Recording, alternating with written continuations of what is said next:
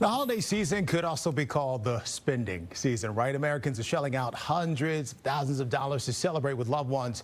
But the current tipping culture seems to be causing some confusion. Joining us to explain this year's holiday tipping habits is Bankrate's senior industry analyst, Ted Rossman. Ted, good morning. Hi, thanks for having me. Tip fatigue is very real. So with that, I ask you, how do Americans' tipping expectations for this holiday season compare to previous years?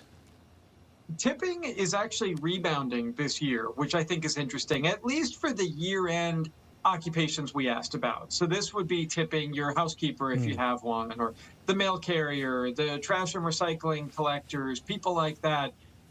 Last year, we saw an interesting phenomenon where there was actually a slight increase in tipping, but the amounts went way down. This year, we're actually seeing the frequency up and the amounts up. So I think maybe this reflects that inflation's fading a bit. People are sort of getting back to normal.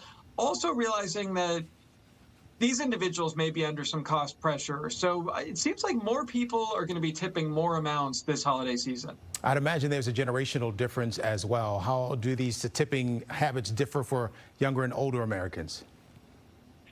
There's a lot of interesting things that go into tipping. I feel like young adults sort of get a bad rap for not being the best tippers sometimes, but I feel like they're actually boom or bust tippers. One big predictor is service industry experience. If you've ever worked in the service industry, chances are you're a better tipper. And a lot of today's service workers are Gen Zers and millennials. So in that sense, we actually do see those groups often tipping more generously. But then we also see those groups often tipping less or not at all. So it's kind of like you're more likely to get a really good tip from a Gen Zer or a millennial, but you're also more likely to get stiffed entirely. So it's kind of a mixed bag. See, you hear that, folks? Ease up on us millennials and Gen Zers, okay? I got to ask you, too, where are Americans going for advice on holiday tipping, and what are your top pieces of advice for people?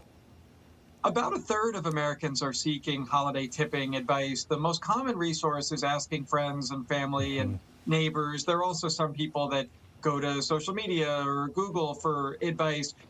I think it is a nice thing to tip, especially around the holidays if you can. So we're separating this from your routine tips, right? Like you should be tipping every time, hopefully 20% at a sit-down restaurant.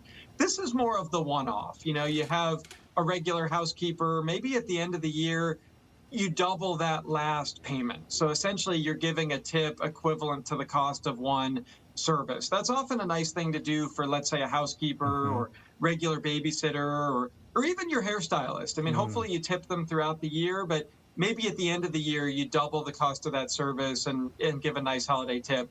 For others, like the trash and recycling guys, the mail carrier, the doorman, you know, maybe 20 bucks is a good starting point. Be aware of the policies, though. Sometimes you're not supposed to give cash, and it's more appropriate to give either a gift card or even just leave a basket of snacks or something like that. Very good point. Great advice. Great speaking with you this morning. Happy holidays to you as well. Happy holidays. Thank you.